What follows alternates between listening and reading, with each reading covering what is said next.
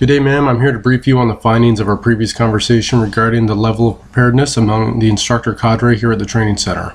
Previously, you expressed a concern with your observation of instructors being caught off guard during their lessons due to the unfamiliarity with the lesson material. This led you to question the instructors about the accuracy and currency of the lesson material, which uncovered that they were in fact using materials that were not always accurate, current, and not aligned with the aim of the course training plan. Furthermore, you expressed concern with the fact that instructors do not formally bring forward their concerns and issues with the state of the lesson material. So after speaking with the standard CO, the chief instructor, the senior experienced instructor, and the Center of Excellence warrant officer, I was able to use the behavioral engineering model to come up with some potential performance gaps and strategic process issues that may be leading to our current undesired state. Firstly, were the roles and performance expectations of the instructors clearly defined? Were the instructors given relevant feedback about the adequacy of their instructional performance? Second, do the instructor cadre at the center and the Center of Excellence staff have the materials, tools, and time needed to do their job? Third, do the instructors have the necessary knowledge, experience, and skills to perform their job behaviors as desired? Fourth, are instructors and Center of Excellence staff free from emotional interference with their performance? And finally, do instructors desire to perform their required duties? Through the use of a number of different data collection methods, individual interviews, surveys, observations, etc., I was hoping to be able to eliminate a couple of these potential performance and strategy issues and focus on the specific relevant source of concern. However, in this case, I discovered that there were elements of all 5 areas that required solutions. So we'll work through these one at a time and shed some light on the various areas. I found that instructors were receiving clearly defined roles about their performance expectations, including areas such as preparation for class, through familiarization with lesson material, as well as instructors received feedback on their performance in classes.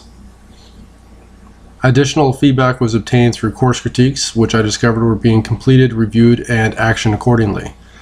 However, feedback from these critiques were not being used to their fullest, as no course after action review was taking place with the staff. Not conducting an AAR can lead to informative and feedback not being addressed in a group forum. As well, group AARs allow for concerns of all parties to be addressed and discussed to ensure clarification among all is achieved. Next, improper lesson materials were being used, and a formal process through which to address this issue does not exist. Incorrect and out-of-date lesson material negatively impacts a student's acquisition of knowledge, as well as hinders their transfer of knowledge post-course. This is further amplified by the fact that instructors do not have the necessary knowledge or training for addressing concerns or implementing material changes when and if they occur. Therefore, development of effective course material is hindered through a lack of processes for staff to address any concerns which they have regarding the material. You'll notice, ma'am, that I have included materials, tools, and time on this slide again. That is because when looking into the possibility of staff experiencing emotional limitations that may be impacting performance, parts of this hypothesis became relevant. On the outset, staff do have adequate time allocated to prepare for and carry out their primary roles. However, through examination, it came to light that this allocated time is not being fully realized by the staff. They are experiencing undue stress from overtasking and frequent external assignments that have nothing to do with their primary roles. This undue stress is creating an emotional barrier to their performance. This barrier, caused by the emotional limitations brought on by the stress, is negatively impacting that performance. What I found is that what initially appeared as staff not taking the time to prepare was often staff not getting the most out of the time that was allocated to them to prepare. This ties in directly with the last hypothesis. Overall, a lack of professional obligation towards preparation by the instructors does not appear to be the root cause of concern. In general, the instructors express that they do have a desire to perform their duties professionally, yet as we just discussed, when they have to choose between job tasks and external assignments, their performance is directly impacted. Now, to address the concern you mentioned to me about instructors' belief that they are not responsible for issues with the lesson material. This lack of commitment appears to stem from the fact that they are not involved in the development of this material. Therefore, it is believed that the responsibility for correction of the material should fall elsewhere, namely the Center of Excellence. It is my belief that commitment to the lesson materials on the parts of the instructors could be heightened by involving them in the process of material development. This would cause them to take ownership of the material. So in conclusion, instructors are conducting knowledge lessons not fully prepared and using material that is not only inaccurate and out of date, but also not aligned with the course TP.